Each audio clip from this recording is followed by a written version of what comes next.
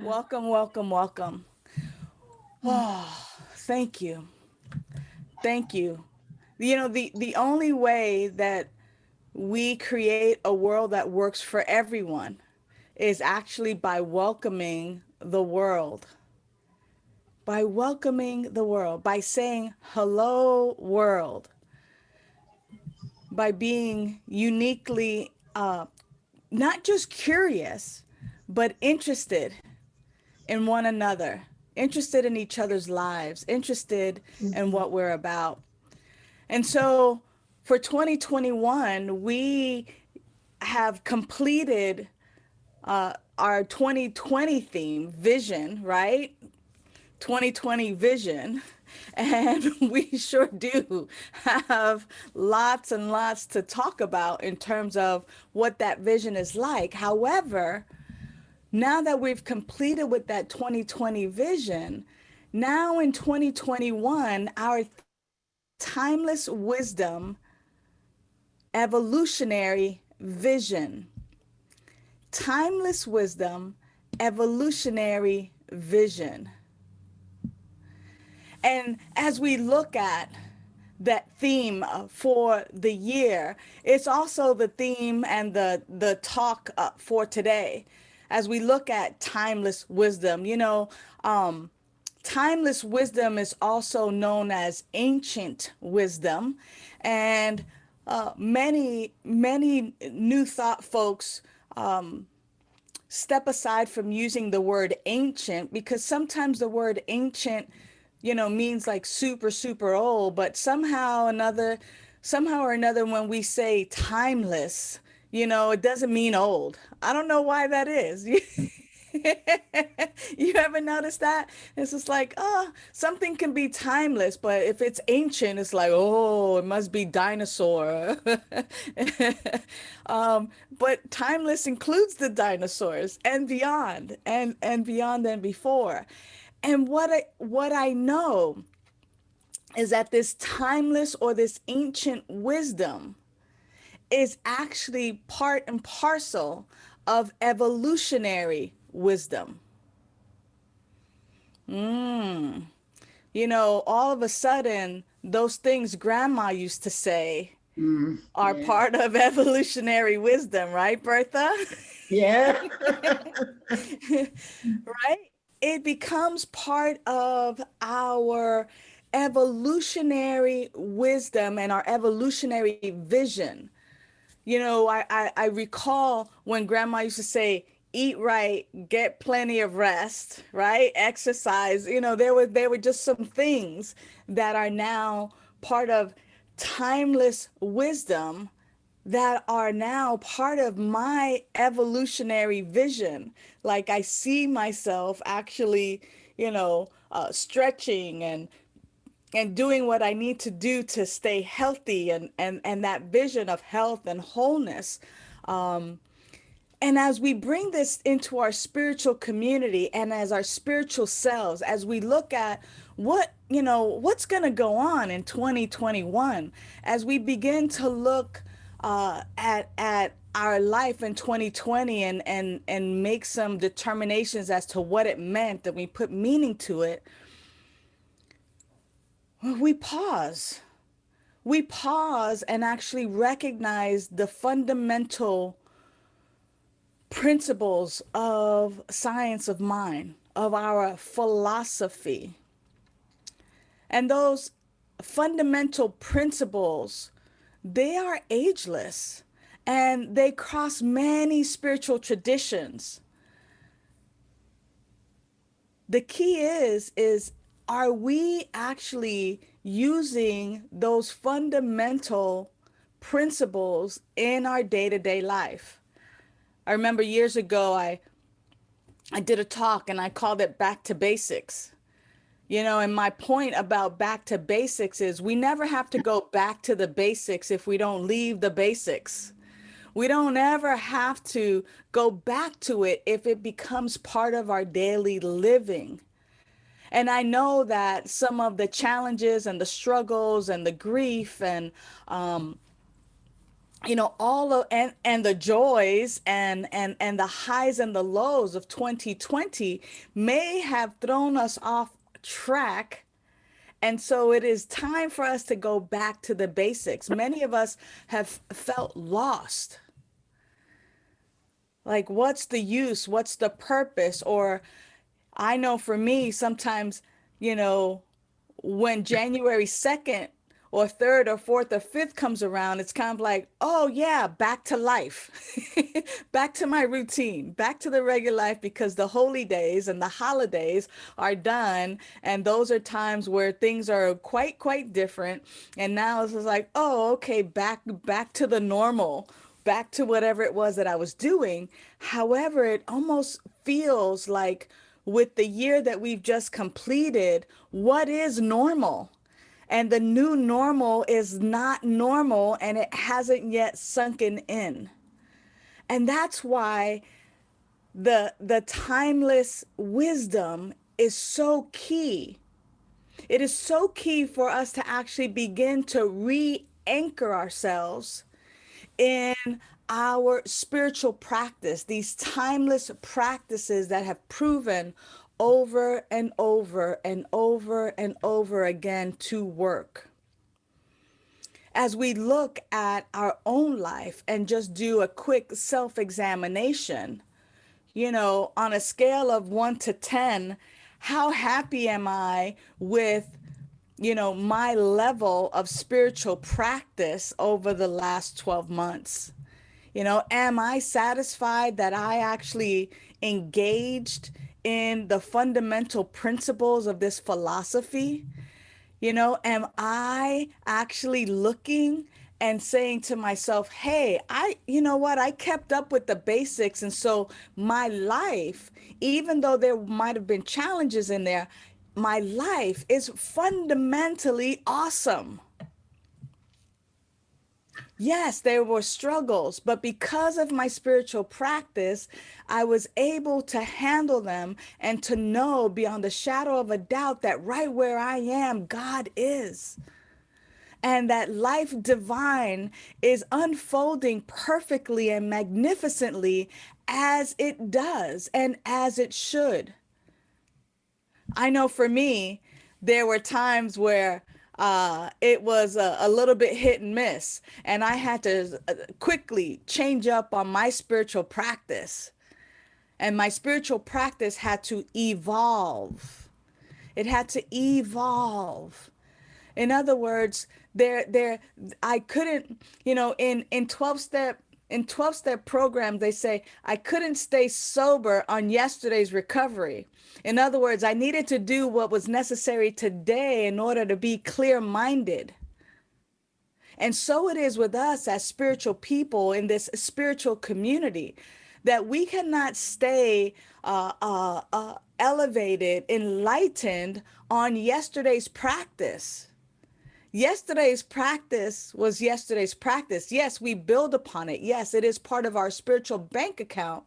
But now there is more being asked of us. And so my question for us as we examine whether we're continuing on in the fundamental principles of our science of mind philosophy is how did we do and where do we want to go in 2021 if nothing changed in our immediate circumstance. In our immediate circumstance, if the people, places, and things around us continue to go as they have been, what is my vision as to how I want to live and how I want to fully live, irrespective of the exterior?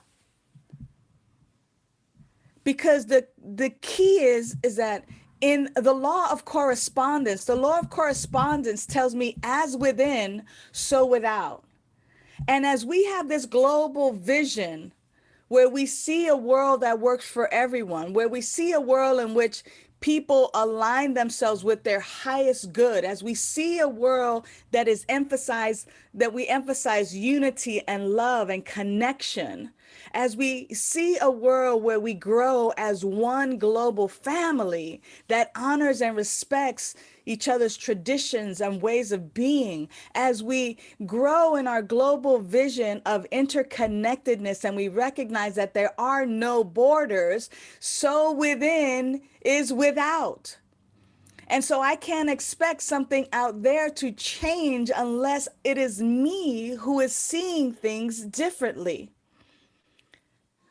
How is it then that I can actually see a world and envision a world where personal responsibility joins with social consciousness and where humanity is being treated fairly, with love and with dignity, where people have a right to express, where no one is judged by the color of their skin or who they love or how they even express? We must get back to the basics.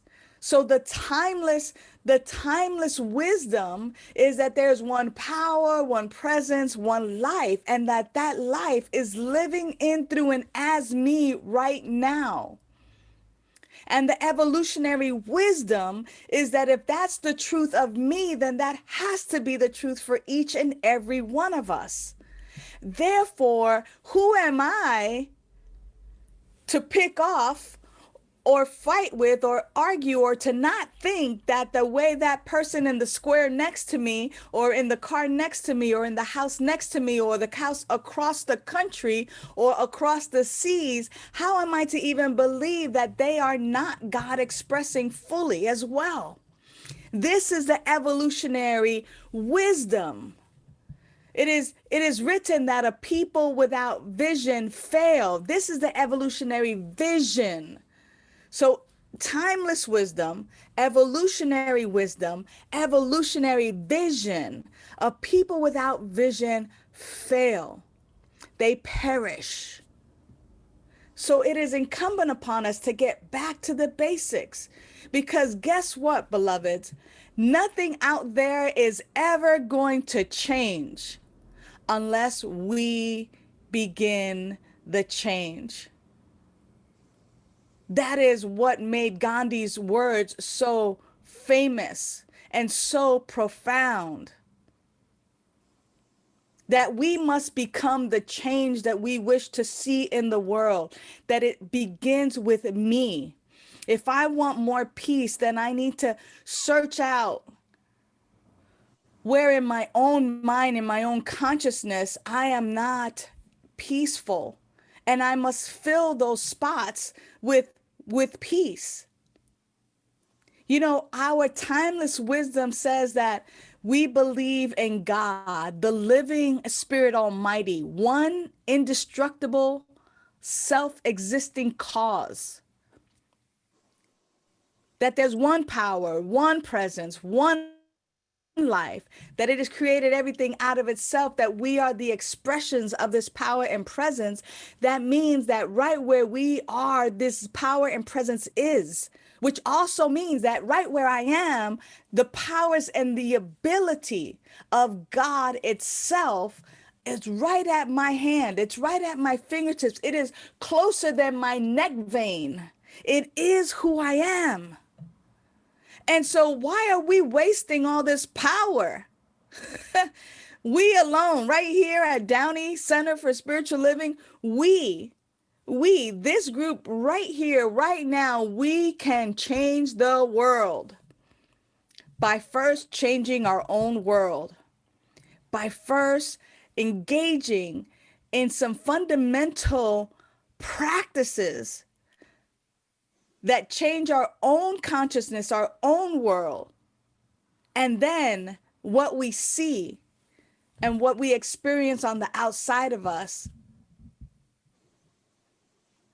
begins to match what it is that we see on the inside of us. That's why Ephesians, for our Bible thumpers, Ephesians chapter 3, verse 20 says, There is a power at work within us that is able to accomplish abundantly far more than all we can ask or imagine. There's a power at work within us that is able to accomplish abundantly far more than we can ask or imagine. I mean, I didn't write that. That was written a long time ago. And it totally supports our philosophy. It totally supports our way of being. That if only I focused on this power and presence at work within me, that same power and presence that has been beating your heart for the last you know since since for the last 92 years, 4 or 5 years, depending on how old you are, from inception, from 8 weeks, that power and presence has been beating your heart. That's power. Hello. That's power. That's presence. That power and presence within you is able to accomplish abundantly far more than you can ask or imagine. So start imagining big. Start actually seeing a world that works for everyone, that works for all, that works for our animal planet, that works for our animal kingdom, that works for the earth, that works for humanity, that works for all of the nations, that eliminates this dis-ease called COVID that has actually been a gift for our awakening. This power and presence that is within you can be used for your good. And yet, what have we been doing? Have I been using this power and presence? And how do I do that? How do I do that? Well, first, Ernest Holmes talked a little bit about us not becoming spiritually arrogant. Okay. Arrogant. Yes. Sometimes in our own movement, in our own philosophy, in our own way, we get to this place of, oh, wow, if only the whole world knew about our teaching and our philosophy. Meanwhile, back at the ranch, we're not even using our own medicine. Okay. But here's what Ernest Holmes says. He says, I would desire that in all, I would desire that in our teaching, there should never be arrogance, for it always indicates spiritual immaturity to me. Others will arise who will know more than we do. They won't be better or worse. They will be different and know more than we do. Evolution is forward. So he's advising us against this spiritual arrogance, which is actually spiritual immaturity. And I know for me, I could be one of the first to raise my hands. I know that at times I have been spiritually immature. It's just like, oh, it's all good. It's all good. And I just continue to just try to affirm that it's all good without actually engaging in my spiritual practice. I just try to wish it away. Oh, it's all fine. Life is eternal. I don't have to deal with my grief and loss behind family members that have left the body. We somehow become arrogant, or we use these tools to spiritually bypass the divine humans that we are. So the idea is to actually live fully in the flesh body, to live fully in our flesh bodies, and to also know the truth that we are spiritual beings in these flesh suits, so that we actually have this gift of humanity and the feeling and the smelling and the hearing and the taste and the touch and the seeing, this physical interconnectedness, yet knowing that we are spiritual beings. And so, how is it then that I can remind myself to engage in spiritual practice? Well, it's interesting because in our philosophy, we don't necessarily get down on our knees to pray much. That's not necessarily what we do. But for those of us who still can, I'm going to encourage you to put your slippers or your car keys or something really important under your bed. And that when you get down on your knees to get those car keys, the motorcycle keys, those slippers, or whatever it is that's important to you, that while you're on your knees under, going under the bed to get that, that you actually use that kneeling opportunity as a simple gesture of recognizing just the being humble, not being so arrogant, not being so arrogant like I know everything, but like, wow, I am in awe in my human self. I am in awe of the power and presence that is living me. And if you do this a couple of times a week and just do your spiritual practice on your knees just for a moment, whether it's a prayer, whether it's an affirmation, I wonder how it might reinforce how humble you really are, and how it would actually just move you away from that pendulum swing of being so spiritually immature or spiritually arrogant. It's a way of consciously getting out of the way and allowing life in the fullness of life to actually speak to us in a language that we understand. It's very, very interesting to just take an opportunity to become humble or to become like a child. Jesus the Christ said that it was easier for a camel to make it through the needle of an eye than it was for a rich man to enter the kingdom of God. And what does that mean? I mean, there's nothing against being rich. We are indeed opulent. But what was meant by that is that at times, folks believe that because they have so many riches that they're better than, right? It's an arrogance, which is actually an immaturity. It's spiritual immaturity. And so, as Ernest Holmes reminds us, that it is better for us to be humble, that it is better for us to actually be spiritually mature than spiritually immature. There are simple daily practices that we can get back to. Sometimes for us, thinking about getting down on our knees to pray seems quite ancient, but it is indeed quite timeless.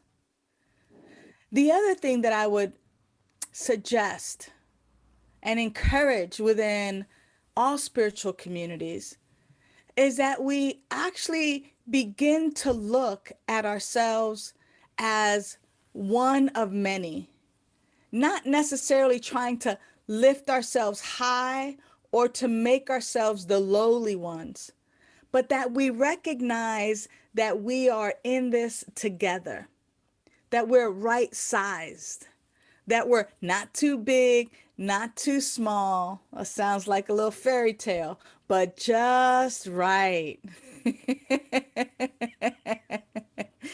That we're just right sized. That we recognize that though we might have been in this philosophy for 30 years, 40 years, 5 years, 6 years, doesn't make us any better than anyone else.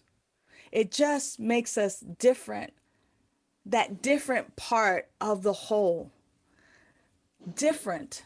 And some may know more, but there's no race. There's no, oh, I gotta hurry up and graduate.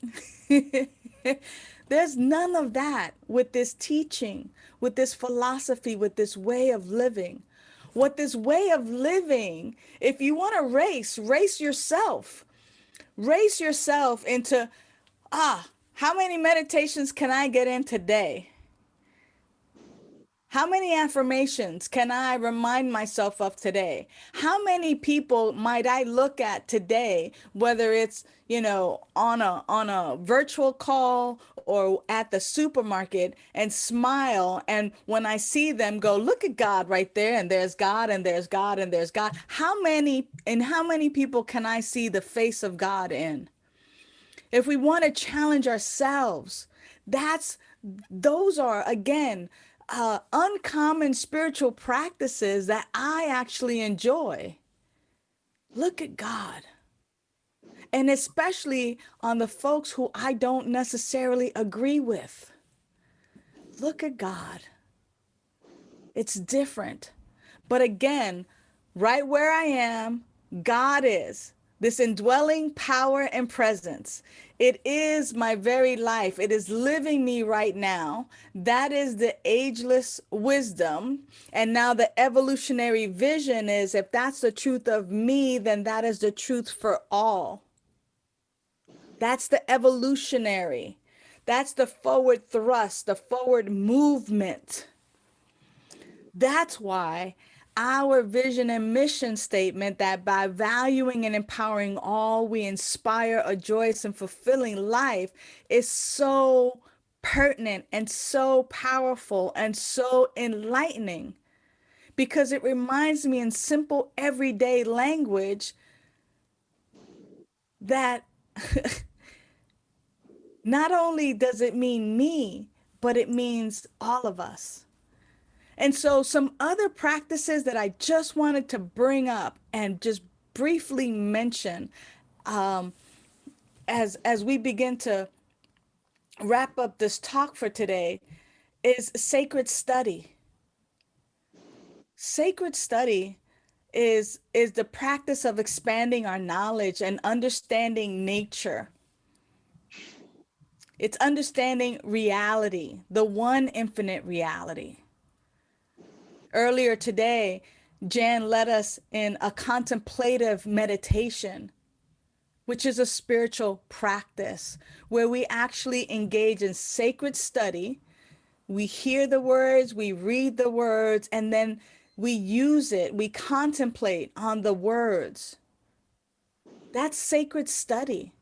And what it does is it expands our consciousness, and we're able then to easily and more effortlessly embody these sacred truths, these sacred principles, these simple principles and spiritual principles and ideas.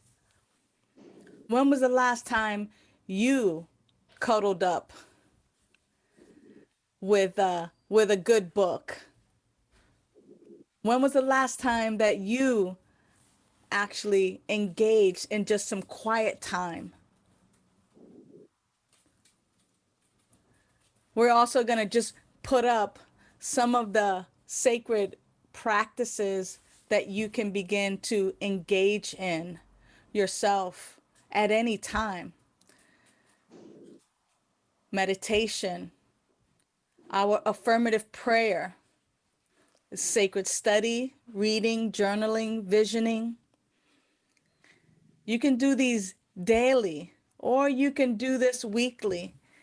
Sacred service, being a part of a sacred community. You can engage with our practitioners as they are here to guide you in your sacred practices and remind you of the truth of who you are. Generosity, meaning giving as a spiritual practice, conscious giving, recognizing that we've been given so much and we get to now give and to share with others.